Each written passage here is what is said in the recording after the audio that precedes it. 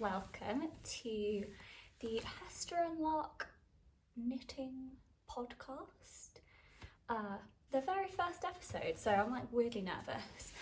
My name's Lily, and I like to knit, and I don't know enough people in real life that I can talk to it about. It's just my mum, and I think she's getting quite bored, frankly, of me obsessing over knitting to her when I'm not going to say she doesn't care, but she's got other things in her life that she needs to be thinking about. So I'm not going to do anything very radical. I'm just going to follow the same steps that everybody else seems to follow. And if I think of anything fun and different that I want to do, I can do that at some point. But right now, we're just going to follow the rules that everybody else has laid out very helpfully for us. So like finished objects, works in progress, any kind of plans and purchases that have been made to facilitate those plans. And then the only thing that I thought I wanted to add in was I can't knit in silence, and I also can't be alone for my brain. So I always have like films on, TV, audiobooks, so I thought maybe if I'd watched or listened to anything good, I would mention that at the end. That's entirely optional for everybody. So let's start with finished objects. The first is, oh my gosh, what I'm wearing. Isn't that just so classic? This is a Tolsta tee, and the pattern is by Rebecca Clow, I think is how you say her surname, the Crayabear. Who has not heard of the Crayabear? So she released this pattern in May, and I feel like everybody made one. I made one, I've started a second one. I just went stash diving for these because they're such quick knits, and I just wanted to get on with it.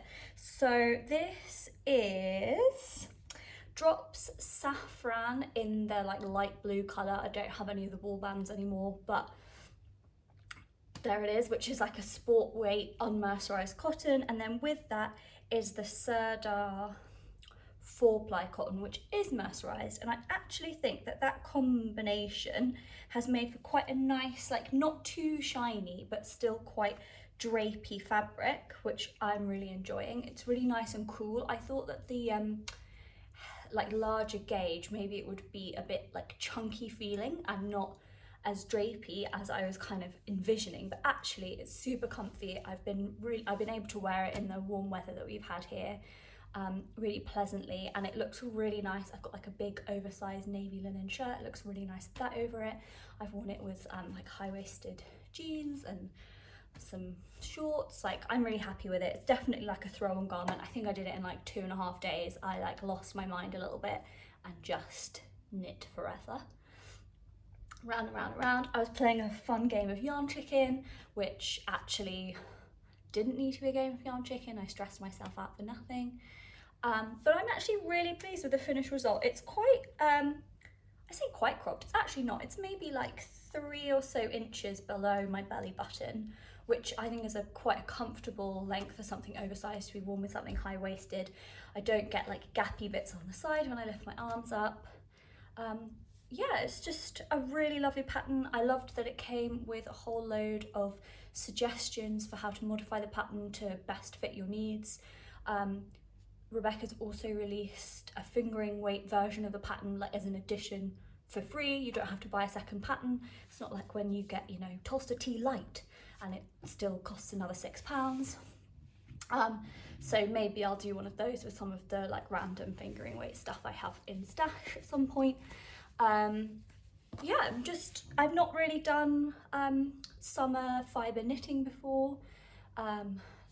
We'll see where we've carried on. I've done quite a lot of crochet with cotton before, and so I was quite wary because I found crocheting with cotton, the tension required, I don't hold my yarn in a sensible way for crochet, really took a toll on my wrists and also all the way up my elbow, like this long one that's in here.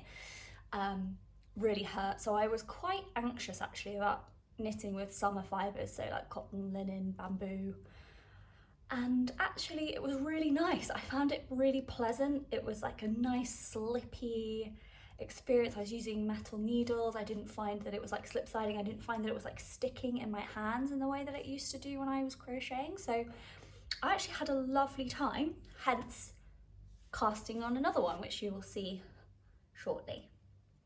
Yeah, I think that's the pattern. Comes in loads, like it's a, you know, full size range, all that jazz. Yeah, really solid. It's like, it's not record breaking. It's not, oh my God, I would never have thought to do that, but I didn't have to do the maths myself. I thought that the short rows in the back fit really nicely on my body, so I was really pleased with that. And if you want to have fun and do like different things, then the pattern is really well set up to kind of facilitate that for you, especially if you've not really started modding patterns yet. It really kind of like supports you in it and doesn't hold your hand, like you'll still have to work things out for yourself, but yeah, it like has a real sense of encouragement and you can do it attitude, which I appreciated. So I feel like I spoke loads and very quickly, so we'll see if anyone can actually hear me. The second finished object was a complete impulsive cast on. You will come to realise basically everything I make is an impulsive cast on, so I'm not really sure why that qualifies it as something different, but the really big, lovely fabric haberdashery yarn shop in my local town was closing down. It's like actually a tragedy and I'm really sad, and I've been going in there since I was very small, and the same people have been working there for like 30 years and they've all lost their jobs, and it's really upsetting. But they were selling off lots of their yarns at a discount, and I mean, I just went in mostly to find out what was going on, but they had Rowan Kid Silk Haze on, I think it was like 50% off, so I bought some, obviously, because I can't control myself. And I don't know if you know this, but Rowan's dye lots are a mess. So they had 4 skeins left of this particular colour, and I bought all 4, and then I got them home and I realised that one of them was a completely different colour, like same colour, but like not the same colour.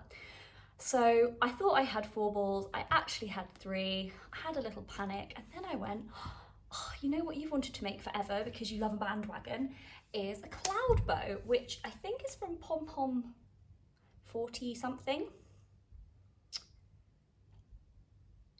If you buy it online, you have to buy the whole magazine, which is annoying because you then have to scroll through like 50 pages of a PDF to find your pattern.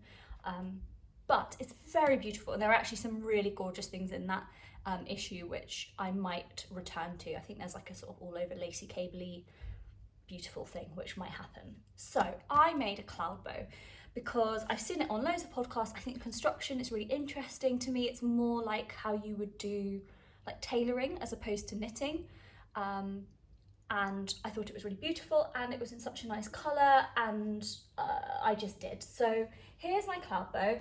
I haven't committed to how to do my cuffs yet, so all of my ends are still attached. They have all been woven in and it has been washed and blocked, so I'm counting it as finished, but it still looks like a bit of a state. So this is my Cloudbow. Isn't she pretty? So I mean, it's a paid for pattern, so I don't want to give it away, but it's like some panels in the front, and then you do some picking up, and then there's a big peplum, and there's a dress version in the pattern as well. There are some really stunning ones on Ravelry. You know, the suggestions in the magazine are that you do stripes, or you put like little bits of scrap yarn in it. There's one online that's like all black mohair, and it is beautiful. The commitment must have been insane. So I knit this on, I want to say like 7, maybe even 8mm needles. I don't remember. That's really bad, isn't it? And then I had a little bit more drop saffron in stash. This is, I think, is this the amethyst colour? No, that's purple. Again, I've got rid of the ball band. Like plum, maybe plum or plum rose, something like that. And actually I thought it was like the perfect colour.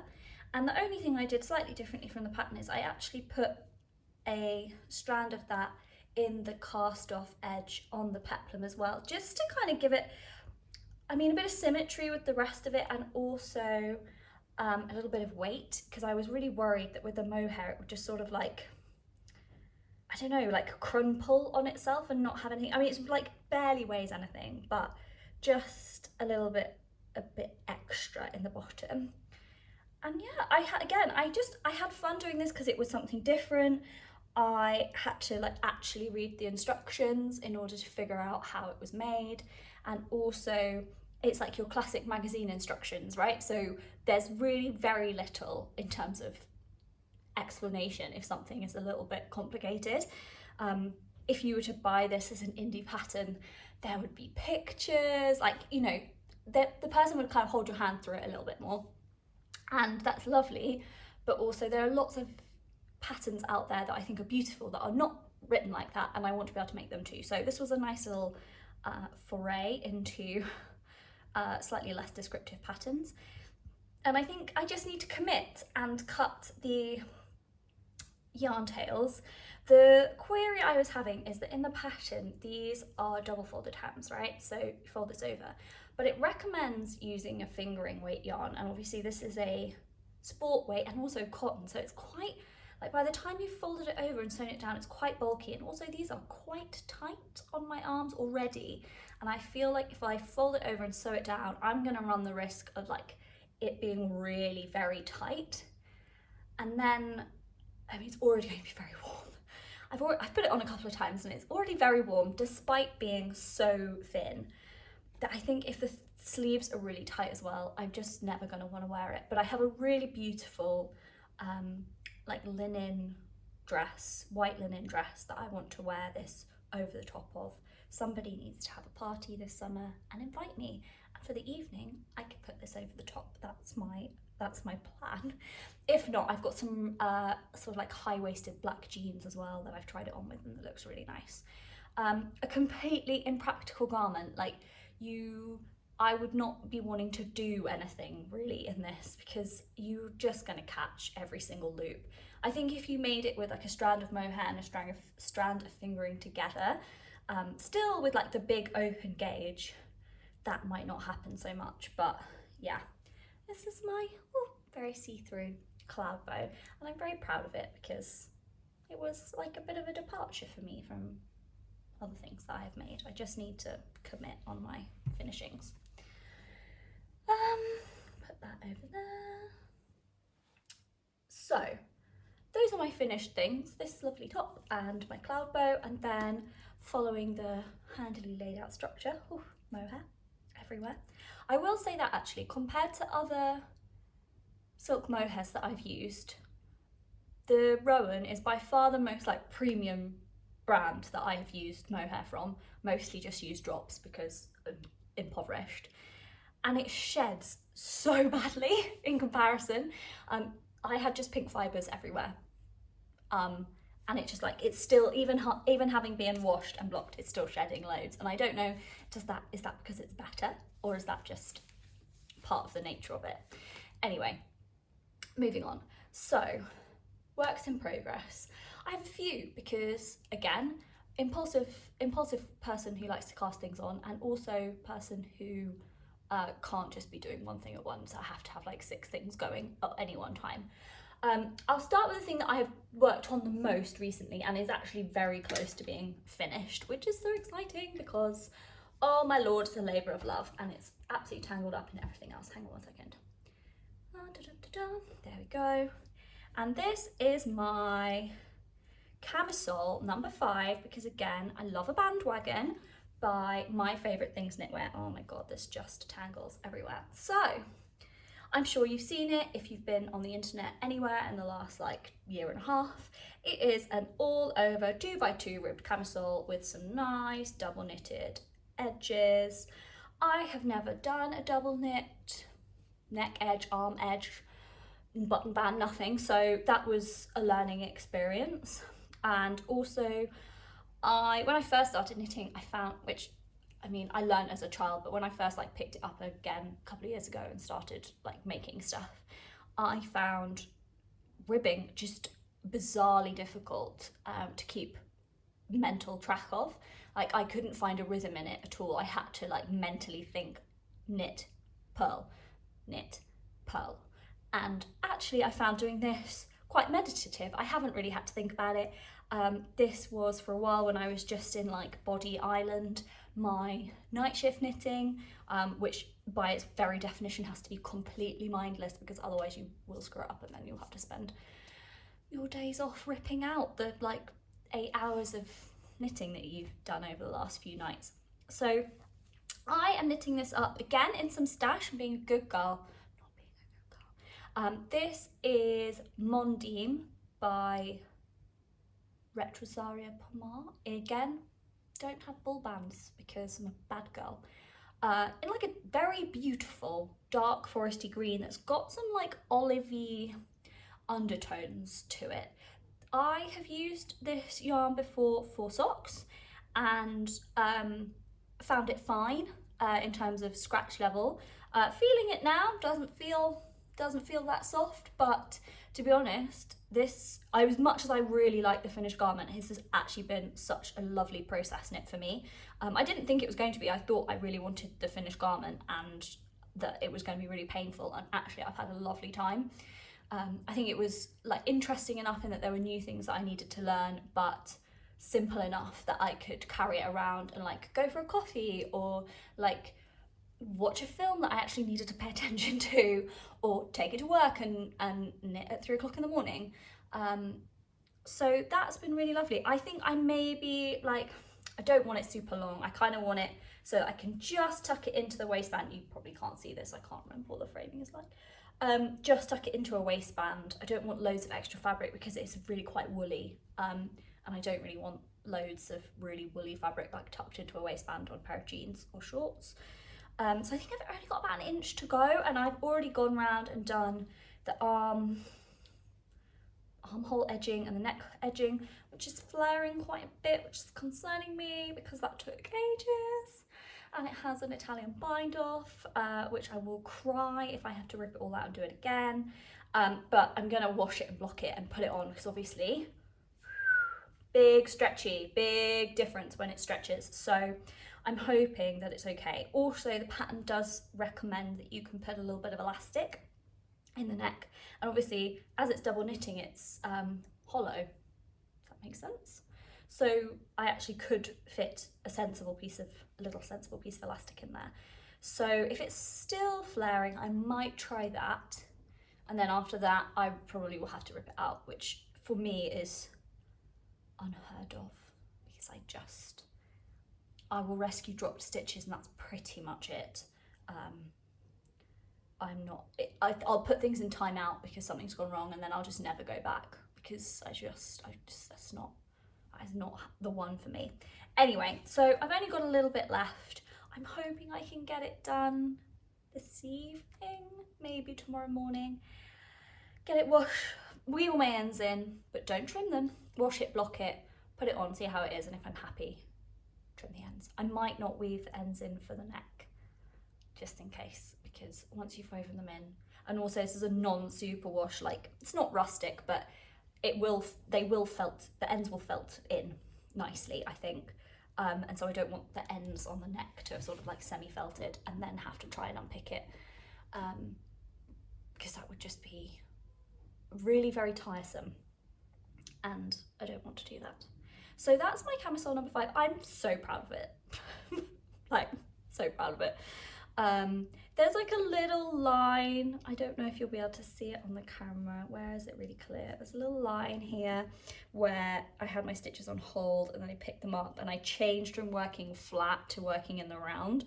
And normally my tension between flat and in the round is pretty good. I don't tend to row out on my knits and purls, but I think you can kind of see there's like a slant on the stitches, and so I think maybe the fact that you kind of you're going in a spiral rather than actually going straight that has just given it a little wonk. But again, I think when it's all stretched it should be fine.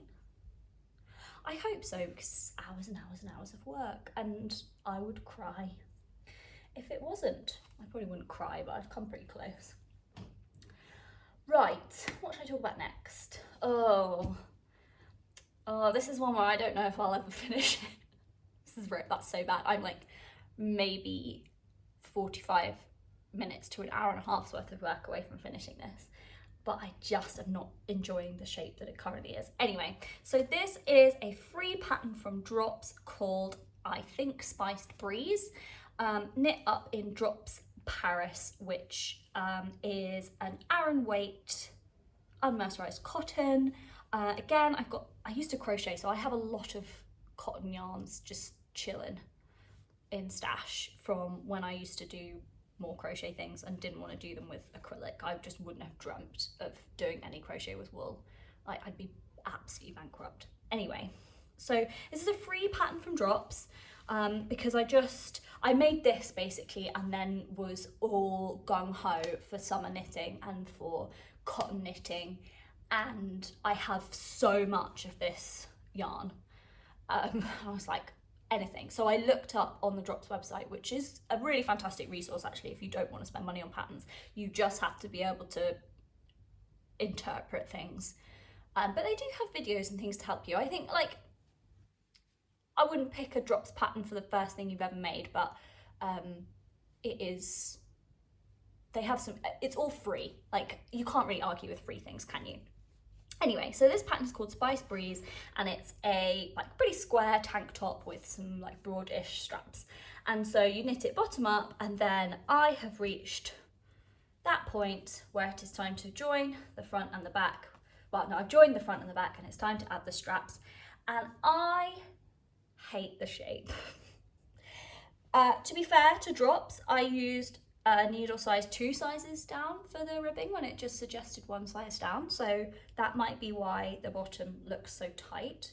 I think I used a 5.5mm for the body and then a 4.5 for the ribbing, which might be why it's kind of cinching in so much. But it's just not really speaking to me, and that makes me a bit sad because it took quite a lot of time. I had fun knitting it, to be fair. Like, I'd not knit anything in this yarn before, and actually I quite like the fabric and might consider doing some other things with this. Again, it's more drapey than I thought it would be. I think my experience with cotton is from crocheting it, and crocheted cotton is really stiff, especially when you're into like Aran weight yarn. When it's crocheted, is really like, almost feels crunchy. I don't like it. And so I was pleasantly surprised by how soft this feels. I was also pleasantly surprised by like the evenness of the stitches. I thought maybe it would come out really like lumpy and horrid, and it hasn't. God, there's cat hair on everything. I apologise. And all I have to do is the straps, which I'm gonna do, I will do them. I'm gonna do slightly shorter, I think, than the pattern, because this is absolutely going to stretch everywhere. And also the pattern suggests that you knit both sides and then seam them on the top. And you won't, I don't know how to graft ribbing. Like, can you graft ribbing with a Kitchener stitch? I should look that up, but I don't think you can. I think it says that you just sew them together. And I think I would rather have the seam on the back, like where the front strap, where the strap meets the back. I would rather have a seam there, but I suppose a seam on the shoulder is structural, isn't it? It gives a bit of support to a stretching out strap. Anyway, so that's my spiced breeze. My spiced breeze top, and I think I probably would want it to sit kind of up here and have. I think I worked it out. The straps would be like 5 to 6 inches, and they would be too short when I made it, and then it would inevitably stretch quite significantly. So yeah, I don't know. I feel like I bought the yarn a very long time ago, and when I bought it, it was on 50% off. So I think it was about 60p a ball, and this has been 3 skeins. So if I don't finish it, it's cost me £1.80 plus my time. But I enjoyed my time. I just don't know how I feel about it. I don't think I'm going to enjoy it on my body. I think it's going to make me feel a bit dumpy, and that's not very nice, to feel a bit dumpy. And you know, objectively it might be fine, but once you feel like something, it just isn't happening, is it? Right, so that was work in progress number 2. Work in progress number 3 is Tolsta number 2. And this, I think, is going to be a gift for a friend for their birthday. And again, I did a bit of a stash dive for some cotton. And this, again, it's Drops. This is just sponsored by Drops, apparently. Drops Safran, which is their DK weight cotton. But this is mercerized, so it's shiny. And I do like it, but I don't like it as much as the unmercerized cottons, I have to say. So this is it so far. So I have obviously split for the body and done some. I am following some of the suggested mods. So this is a 2 rows of my contrast colour followed by 6 rows, I think. 1, 2, 3, 4, 5, so yeah, 6 rows of the main colour. And I've like tipped the ribbing with the contrast colour, and I'm going to do the same on the sleeves. And this particular friend likes a longer sleeve on her t-shirts, so I think probably down to about here. So I'm going to do the same thing, follow the stripes down and then tip the cuff. Again, always playing yarn chicken. That's the only problem with stash diving, is like you just have what you have, so you kind of have to make do. So I reached the end of a skein down here, so I'm gonna do the sleeves next and then just like finish up with the body. I think they would be happy with a like cropped-ish fit, as long as it's not too cropped. The other modification I made is that this is the same size as this one, which is the 3rd size. I didn't mention that, did I? Oh, whoops. This is the 3rd size. Didn't do that for any of them. So 3rd size for this one, I'm pretty much always a medium. 3rd size for my Tolsta tee, 3rd size for my camisole number 5, 3rd size for, oh no, 2nd size for the Drops, because they don't seem to do an extra small, so their 2nd size is the equivalent of a 3rd size. And I don't remember with the Cloudbow, but it will either be the 2nd or the 3rd size. I might have picked the 2nd because I was worried about yarn, and it's so oversized that there's a lot of leeway in there as to what size you want to make. Anyway, so I knit the 3rd size for my friend, but I did the cast on size, like cast on the number of stitches for the smallest size, to give it, to like try and pull this neckline in just a little bit, because I think that she would prefer that as well. So hoping to give this to her in July, so probably should do this one next when I finish my camisole number 5, because that has me in its grips. The only thing I'll say is that on this one, where my short row turns, I use German short rows, you can't see them at all. And then on this one, I think they're really obvious. And I'm just hoping that when I wash it, some of that blocks out a little bit. And I think that's because of the way the yarn is kind of like spun and sticking to itself. I don't know whether because this was marled, it all just kind of like mushed into itself a bit more, the way wool does basically. And this has kind of got that like really defined, like almost like twisted looking stitch that you get with cotton that I didn't have on this one, or on that I was worried would happen on the Spiced Breeze top. But yeah, so like I said, the the stripe pattern that I'm using is one of the ones that is suggested in the modifications. And so is using the shorter, like the smaller cast on edge. I think it was 8 stitches less or something, and I just increased evenly around to get the stitch count that I needed. And then this is beige, and then in the saffron, and then this is plum. Which is a really beautiful colour, and I feel like I'm going to have a lot left of that one, so I might have to do something to go with it. I don't know. That was number 3. Number 4 is very small. This is a little Sophie scarf for my lovely grandma, and I went to Paris like a couple of months ago, and my grandmother was born in Paris. She's not lived there for a very long time, but I was unable to go to the area of Paris that she grew up in. The building that she used to live in doesn't exist anymore, but I was going to try and go to the bit that she was like from, and I couldn't go. which I was really disappointed with. But I did go to a knitting shop because priorities. And a couple of years ago, I made her a colourwork yoke sweater, and similar thing to what's happening with this one. This top has happened in that it's got quite a wide neckline, and I think she would feel better if it was a little bit tighter. I'm gonna try and put some elastic in it for her, but that's a different. She lives a long way away from me, and it's not like I can just nip round and whack some elastic in, like it's a whole thing. But while I was in Paris, I went to Little Weasel. It's so cute. It's such a beautiful shop. I had such a lovely time in there, and they had the Cardiff Cashmere Classic, which is like a light DK, and that is what Petite knit her Sophie scarf in. And I've made a Sophie scarf before, who hasn't?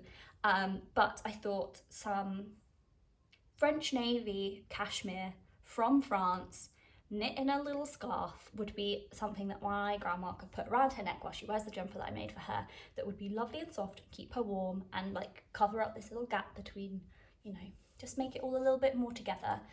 And I would get a chance to try the Cardiff Cashmere. I cannot afford a whole jumper's worth, like absolutely not. It's like 16 pounds a skein, and they're 25 grams. Like, I mean, it's cashmere, it's beautiful, but I wanted to try it, and it's this absolutely, like, it's a proper navy, like it's beautiful. And I've done half, and I just need to do my decreases. It looks like it would be a restful pattern, but you have to do lots of counting to get all your increases and decreases in the right places, and I just haven't really had the mental energy to sit and just count, which sounds really bad because I've been doing lots of other counting, but I don't know, it's different, isn't it? And I'm knitting this on, I wanted to try the ginger needles from Knit Pro. I don't really like them. Lots of people love them. I just don't really like wooden needles. I should just accept defeat. I just find them really sticky, and I just don't like it. And I normally use Chalgu needles, and they are really pointy, and these are just, they're not cutting the pointy mustard for me. I don't know, it might be the style of knitting that I use. But the other thing that I'm trying are is it mindfulness? Mindful? I don't know, the Mindful collection is the new cords that Knit Pro are doing. They swivel, which is delightful, and they are so much bendier. They feel much more like the Chalgu red lace cords. So at some point I might buy a couple of longer ones, just so I get more use out of the Knit Pro needles that I have, because I just despise the cords. I find them, I can't do magic loop on them because they pull apart and then you end up with a big ladder, whereas I find the Chalgu cords, you can really fold them over and get that join between your front and back really nice on magic loop. And so I just don't reach for them, and I have a full size range in them, and some of the bigger size needles that I have, I only have in the Knit Pro. So I want some cords that actually make them a lot more pleasant to work with, and I think these might be the answer. So at some point I might invest in a couple of, I've got a smallish one here, I can't remember what size it is. Does it say it on it? Oh, it does. 50 centimeters, but I might get some of the longer ones because they're generally more useful. But I think I just wanted something to go with these needles when I was there. So that's that. I just need to, I mean, it's an afternoon's worth of knitting, if that. So I need to get on that so I can finish it and send it to her, because, I mean, I know it's the middle of summer, but she's old and old people seem to be cold all the time. So I will finish that. That's like an actually like need to finish. Maybe I should do that before I finish my Tolsta Tee, because it is, like I said, an afternoon. And then the other work in progress that I have actually been doing some work on. So there is like a whole other stash of like semi-finished objects hiding in various bits of my flat, because I'm a serial starter and I'm not great at finishing things. I do finish things eventually, but there's like probably another 6 or 7 projects that are like in more significant hibernation than these ones, which are all kind of like actively being worked on. So the other one that I wanted to talk about was the I think it was called the No Shades of Grey Make Along, which Katie Jones did with Hobie, which is like this absolutely insane, like quilt inspired cardigan, which I loved, but I didn't want to ship yarn from the Netherlands or Denmark, I don't know. I didn't want to ship yarn from Europe for it. And I also thought that her colour palette is very classically Katie Jones in that it is like really loud, and I enjoyed it. I think it's beautiful, but I wouldn't wear those colours really. So I had a look at the yarn requirements, and this is a while ago, had a look at the yarn requirements and ordered kind of the equivalent from Drops. So Drops Safran and Drops Kid Silk. And I've just been kind of like slowly here and there knitting bits. So you basically are constructing quilt blocks. So I'm currently doing my half square triangle quilt blocks. At some point I'll like write a list of all of the colour substitutions that I've done, but at the moment like this is probably going to take me a long time to finish because it is like a little bitty pick it up, put it down, pick it up, put it down. But I think I've got to do 8 of these in 8 different colours, and I've done 2 whole colours, and then I'm on this like really fun, I think it's called green tea, this colour, sort of like limey but a bit more subdued. So I've got that one, the other ones that I've finished are this like really beautiful like tealy colour, and your classic mustard. Can't go wrong with the classic mustard. It's all garter stitch, and basically, yeah, you make different size and shape squares that are inspired by quilt blocks. You sew them together, you then sew the squares together, and then you put some edging on, and then you put some sleeves on, and you've got a cardigan. And it's just really fun. And sometimes you need like a semi-portable project. Like I'm very happy knitting in public, but if you're going somewhere you just want to shove it in a bag. So at the moment I've got a tiny Wool Warehouse bag. If you've ever ordered yarn from Wool Warehouse, you'll know these. And this fits in a pair of scissors, a stitch marker, both the colours and the kid silk that I need. And then I also bought a cheap set of DPNs in the right size, so that I didn't have to like have a big cable flying around when I'm just making something this size. It's just easier, I can just flip back and forth. I'm just using them like straight needles, but I don't own any straight needles, and I mean I'll probably never use them as actual DPNs, because why would you when you can magic loop and not have that many things poking you all the time. But yeah, so I just can shove that in a bag and keep going. And they take, I would say, I think one of those squares is taking me about 30 minutes. I'm not very speedy. I'm not a very fast knitter. I'm an English style knitter. I'm not a flicker. So I'm not always that fast. But yeah, so those are my works in progress, very speedily gone through. And again, I think I'm making the smallest size, and that comes in 3 sizes, but it's like super oversized. And I'm making the smallest size. And I'm making the small on the Sophie scarf. I didn't say that either. It does technically, even, so there's a Sophie shawl, which is massive and is a secondary pattern, but the Sophie scarf, there are 2 sizes. And I think the second size, you need like an extra 6 grams of yarn over your 25 gram skein. And I was not gonna buy 2 skeins for the sake of 6 grams. So grandma's gonna get the small one. But it's like, you just tie it around your neck, don't you? Like, you don't need anything long. Anyway, getting very sidetracked, aren't I? And then the third, what's next? We've done our finished objects, we've done our works in progresses, we're on to acquisitions. I had a little bit of a spendy moment. Hear me out, some of it is justified, some of it probably isn't, but we're here. So Wool Warehouse of joy had a flash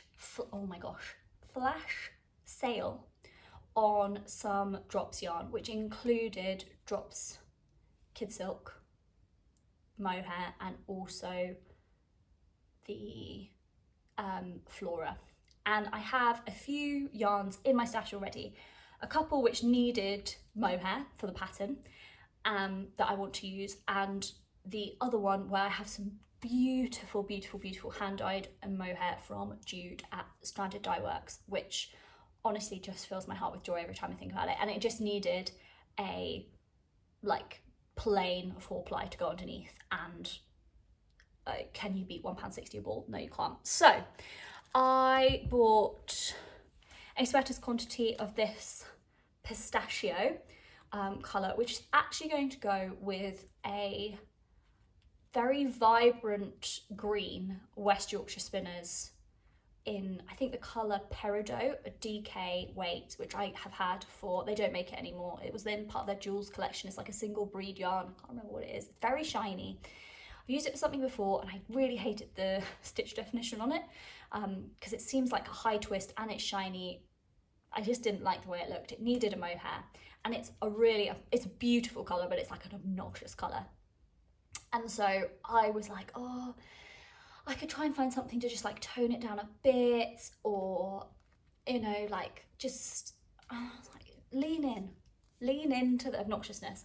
And actually this pistachio is the colour that I have paired with this colour here for this cardigan, which is not quite as vibrant as the green that I have, but is a similar kind of vibe in that it's like a bright, they are not the same colour, but actually I really like how they have played together, and I just think lean into the awful greenness. I haven't swatched them together yet. If I hate the swatch, then I will return this mohair and try again with something, but I think it'll be fun. And I think that the pattern that I'm going to do for this is I think the April cardigan, a petite knit. I'm just, for when it's for simple garments, I just don't think you can beat her patterns, and I know they fit me because I've done a few now and the fit on them on my body is really nice. So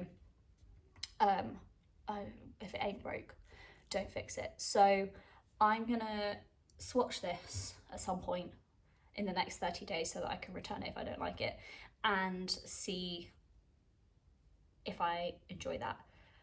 I might do the champagne cardigan, either the April or the champagne cardigan. Basically, I think the champagne cardigan is boxier, isn't it? So maybe that one. I think it needs to be like a simple shape because the yarn colour is so, I mean, for some people it wouldn't be obnoxious, but for me it's quite obnoxious. The yarn colour is the statement, and putting it with this is kind of statementy, and then do some fun buttons, but the actual shape be quite plain. So that's the purchase and the plan. The other mohair that I got is this delightful like mid-brown, what number is this? I can't remember what they call this, colour 42. Is it like camel or something? Anyway, I have a cone of woolly knits in the colour Harvest British wool, and that will be a Guernsey Genza from the Samnes Garn booklet, which the number of which escapes me. She's wearing like a bright green jumper on the front, which I already own, and I have knitted a couple of things from already, and it just needed the woolly knit held double is a DK, and then it needed a mohair as well, and that Harvest colour is quite bright. It's got some it's really beautiful actually. I would definitely recommend having a little look because it's a lovely colour, and will go really nicely with my very autumnal toned autumn winter wardrobe. But I think it just needed something just to bring it down just a touch, so that it was more of like a browny yellow a yellowy brown as opposed to a browny yellow. And I think this will serve that purpose because the halo will be this like browny warm brown as opposed to it just being yellow. So I bought 6 skeins of this and 8 skeins of this because I want it to be really oversized. I have one of my dad's jumpers from the 80s which I love, and it's massive, and also like the job that I do, I have to get up really early in the morning, and in the winter that means like getting up in the freezing cold in the dark, and it's just really nice to be able to like throw on a pair of like thermal leggings and a giant wool jumper and a big coat and just be like ready to go. So that's kind of the vibe that I'm going for with that one. But I bought 8 skeins because my experience with Sadness Gone patterns is that I have to go up 2, sometimes even 3 needle sizes.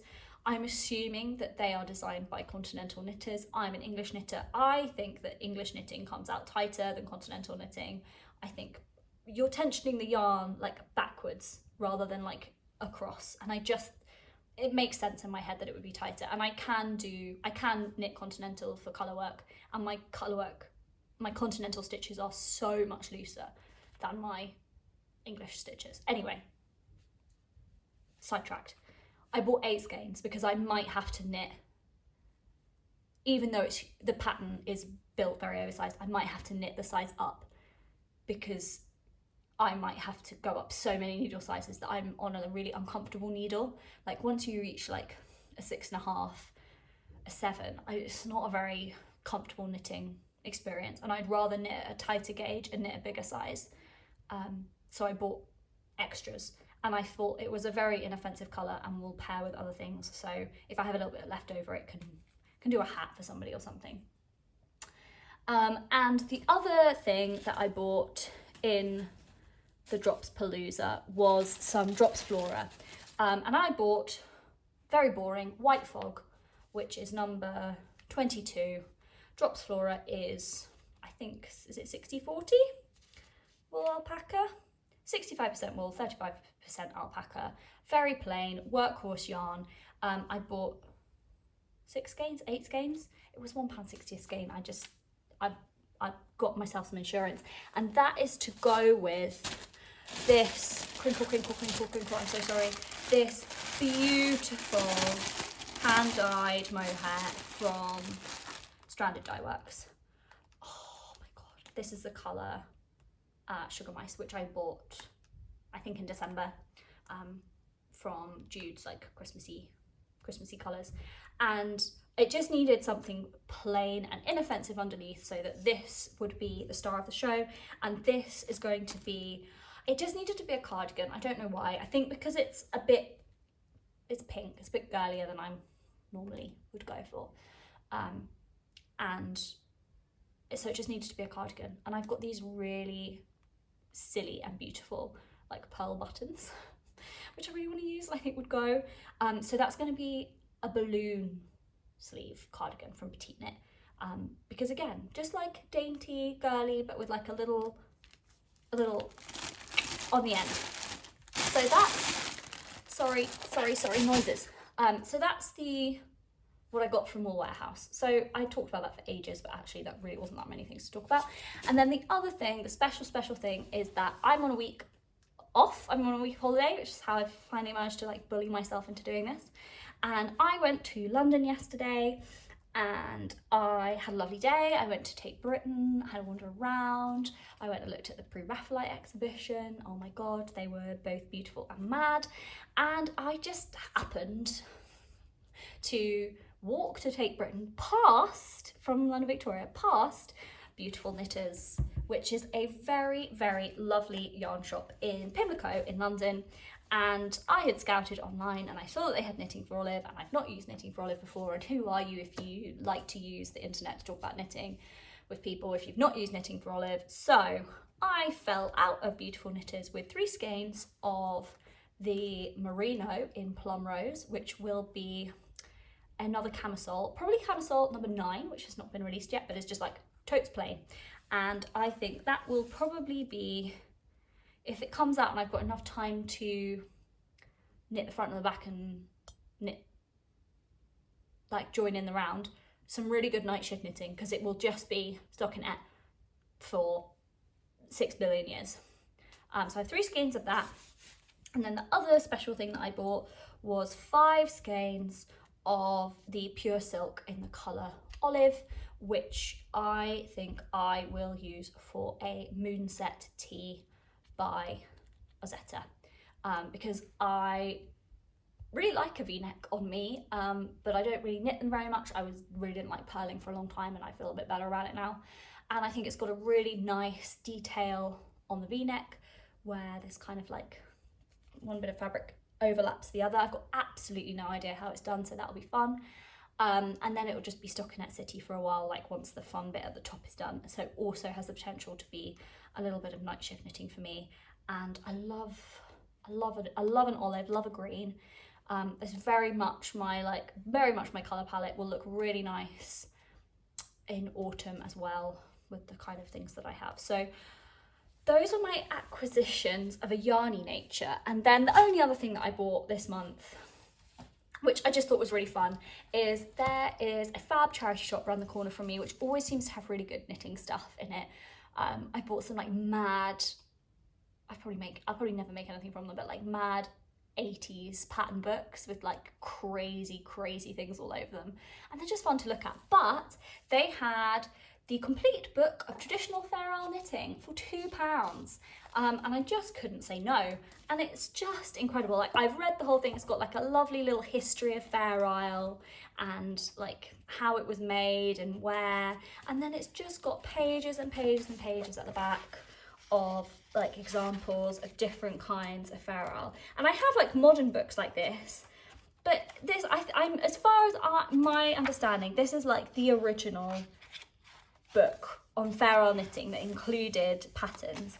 And it is like, one day I would love to do the oh, it's so beautiful, the Tin Can Knits, oh, what's it called, the sort of book / pattern they have where you can just insert, it has lots of different gauges and it just shows you how to kind of like put your own Fair Isle patterns into, like plug them into this pattern basically. And one day I would really like to do that. I have done some colour work before. Like I said, I've mentioned the jumper that I've made for my grandma. I've got a very large colour work project that has been in timeout for like 1.5 years, and it is it's sincerely intend to dig that out this autumn. It's still in timeout. I still need to do some thinking about it. I got to a point where I had to make a decision about sizing and shaping, and I just couldn't do it. So it's been relegated to a project bag for 1.5 years. But at some point I'll get that out again. So I have done some Fair Isle, so it's not really the colour work. So it's not really the process of doing it that is intimidating, it's more just the maths, which isn't even intimidating, I'm just being lazy. But one day I would like to design for myself, not for others, a Fair Isle jumper and use some of the things that I've found over the years in various charity shops and various books. I think that would be really fun. And I've just had a lovely time reading through this. There's some really interesting stuff about steeks that I'd never seen. There's I'm sure I just saw it on a podcast. Who was it?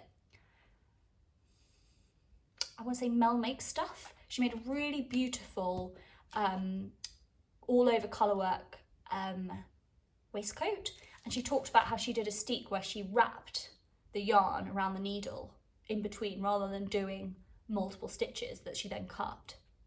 She wrapped the yarn around the needle a few times and then let it fall off, and then you've got all these long threads so you can just cut those and tie them. And this book talks about that, and I'd never heard of it before. And then like she did that podcast, I watched that, and then I picked this book up like 2 days later and saw that technique. Detailed is too much of a stretch, but like mentioned, and I thought, oh my god, that's amazing. And actually for some things I can see that being much more practical than like having to cut a steek. I'm also quite nervous about having to do that on my timeout piece as well. One day, we'll get there in the end. So those are the acquisitions that I made, which is actually an awful lot, and I don't have the money to be doing that on a regular basis, so I won't be. So I know that was a pretty acquisition heavy day, but it seemed weird to just like ignore a whole bunch of stuff just so you didn't look like a person that spent loads of money on things. And then the only other thing that I briefly wanted to mention was some of the things that I listened to. Like I said, I've been on a week off, so I've had a lovely time just like chilling, sitting outside and listening to some audiobooks while I knit rib endlessly or knit double knitting cuffs endlessly. That was really painful. And the thing that I probably enjoyed the most is I have been listening to, I'm pretty sure it's young adult. I'm too old for this, but it's so good. Young adult series. The first one is called Skyward. They're by Brandon Sanderson, who is like a big deal fantasy writer. And this was like, I think, a foray into young adult for him. And then it did really well, and it's a little series. I think there might currently be 3 books, and I'm listening to the second one. I think it's really well performed by the narrator, whose name I can't remember. And it's a really interesting premise. I'm on the second one now, and I still can't really tell where it's going, and I think that is the sign of a really well thought out world in science fiction fantasy, and a really well plotted one. I hate it when you can just tell what's going to happen in those sorts of books, because then you just feel like you're yelling at the character the whole time, like, oh my god, can you not see that this is going to be the consequence of your actions? So I really enjoyed those, and I think they're like 16 hours each, and I ploughed through the first one.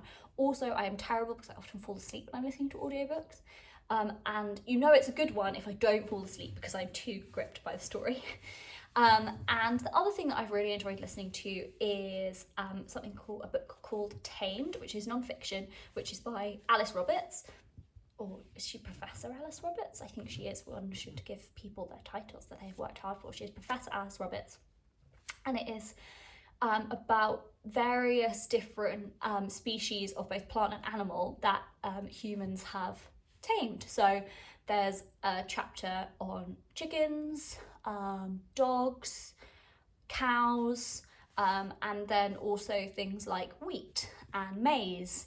And it's just like, it kind of takes you through the history of like our humans' transition from, like, you know, being hunter-gatherers into being farmers and people that farmed things. But also it takes you right up to like modern times, I suppose, with like genetic engineering, like genetic modified crops and stuff. Anyway, really fascinating, and in kind of like manageable bite-sized chunks. There's like some of it's going a little bit over my head, especially because I'm like also concentrating on other things. And I think if I was reading it rather than listening to it, I would probably have to like put it down and Google stuff, but I'm listening to it on my phone, so I can't do that. So I'm probably not getting as much out of it as I would have done had I been reading it. But it's narrated by Alice Roberts. She does loads of stuff on TV, so she presents her own work very well, reads really nicely, she's really engaging. It's got a really like friendly tone. It doesn't feel like lecturing or like you're being talked down to. It's like it's very well written, accessible, like science non-fiction, and I'm really enjoying it, and it's nice to learn new things. I wouldn't want to go like spreading the knowledge because I don't think I truly understand all of it, but it's very interesting and I'm really enjoying it. So that's me, I think. I wonder how long this has taken me. I feel like I have spoken so quickly. Also, I've got absolutely no idea if I'm actually in the frame or not. I really hope I am, because I don't want to have to do it all over again. That would be really disappointing.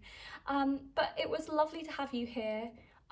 Please talk to me in the comments, because that's why I'm here. It's just so I can stop bothering people in my life about knitting who truly don't care. I have an Instagram which is the same as this, so it's at Hester and Lark. Come say hi. It's mostly me posting pictures of new stuff all the time because I have no chill. And yeah, it's just like, I think anytime you're really interested and invested in something, it's always so nice to find other people who care about it in the same way as you and share your enthusiasm and your ideas and your knowledge. And I don't know if I really have any knowledge to impart, but I definitely have enthusiasm. So it would be lovely to talk to you and have you like come hang out with me in this weird digital world that I am too old to truly understand, but we're here anyway. So yeah, that was the end of my very first episode, and I hope to see you again in the future. Thank you so much. Bye bye.